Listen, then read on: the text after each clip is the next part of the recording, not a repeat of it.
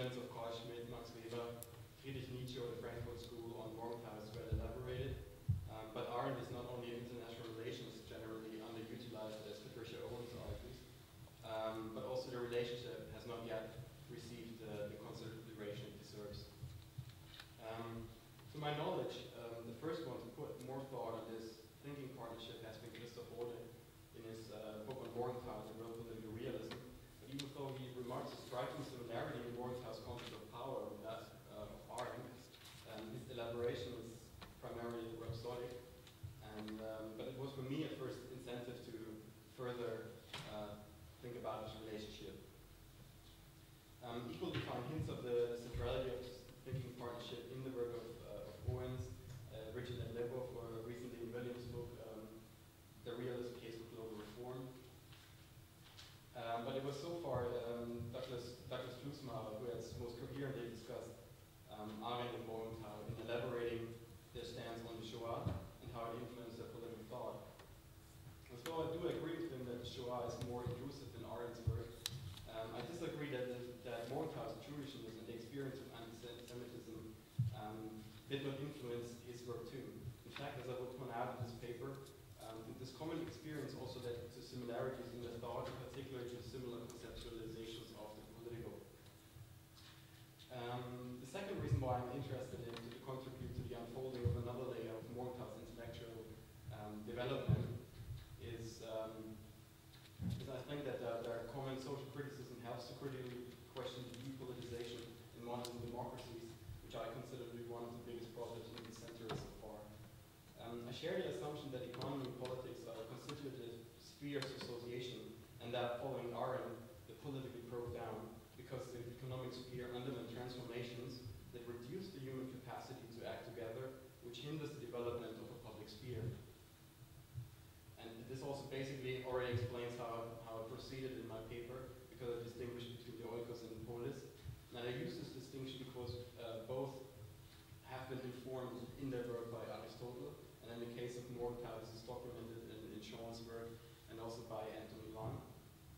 And despite they had different starting points on how these spheres have come into existence, they agreed in oikos and polis being the constitutive spheres of association.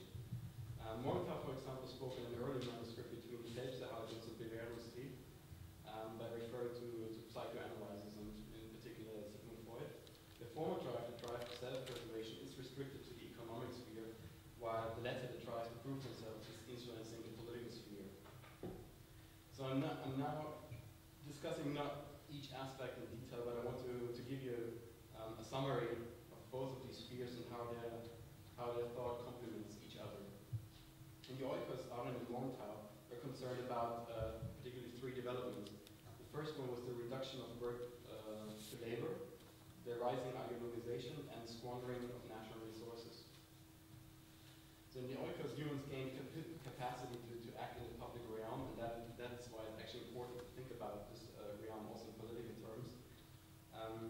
Being what they call a homo faber enables people to experience themselves in their own subjectivity, as they contributed through their work to the creation of social life rules. Now, even though people work in solitude, they display their work in public, and through this they are enabled to engage in the public sphere as well.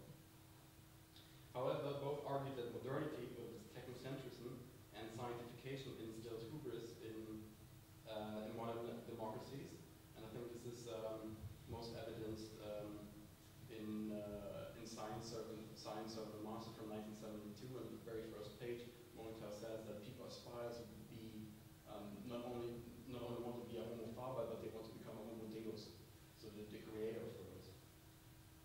But they also argue that this aspiration and social planning reduce the human creativity and turns them into what they call an anima laborans. Now, people called into labor processes are not able to fully use their capacities and are kept in, as Morgenthau called it, a mediocrity. Other than the world-facing and world-engaging homo faber, an anima laborans is characterized by wordlessness because they cannot experience the subjectivity by engaging with others through their work. Rather, they are reduced merely to their physicalness, which they have to uphold in a cycle of subsistence.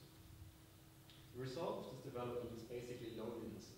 And loneliness was for Arendt and Morgenthau reasons why in the late 19th and the early 20th century there was a rise of ideologies. As it is well known, Arendt saw particularly three characteristics of ideologies. That is the pretension of world explanation, the emancipation from experience, and logical deductive reasoning. Although Morgenthau did not shed as much thought in totalitarianism as Arendt did, we find similar concerns in his work, not least because they had similar life trajectories. Also, Morgenthau criticized the hubris in modern democracies. This is well evident in Liebig's work.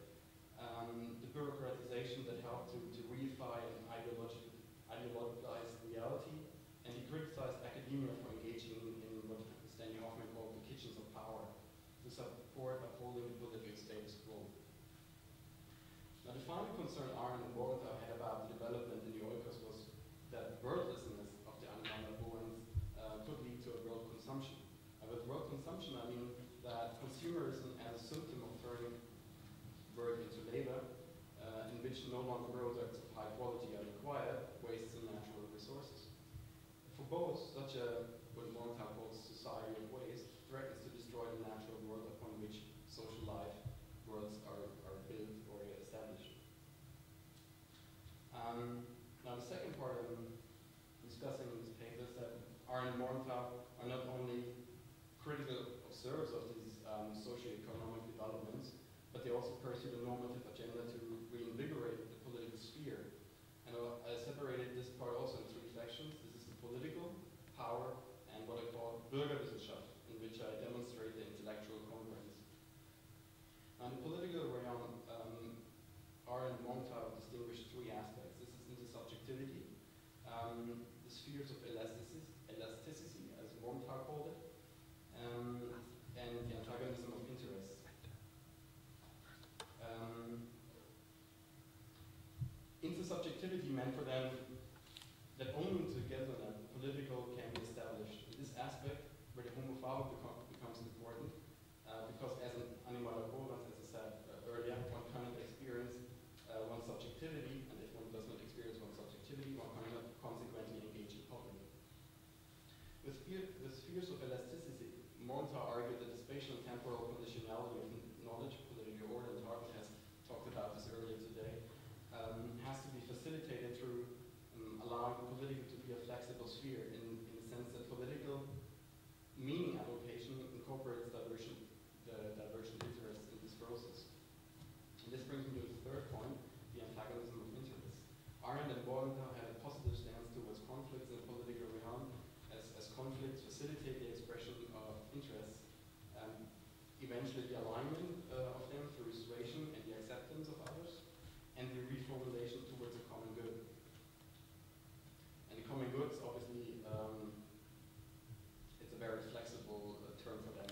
Morgenthau specifically, he only mentioned human dignity and freedom as core elements. Now, what has been said about the political demonstrates that power cannot be conceptualized in a common big-letter meaning, and indeed both did now. I keep that part pretty short because Hartman has talked about the political in Morgenthau already.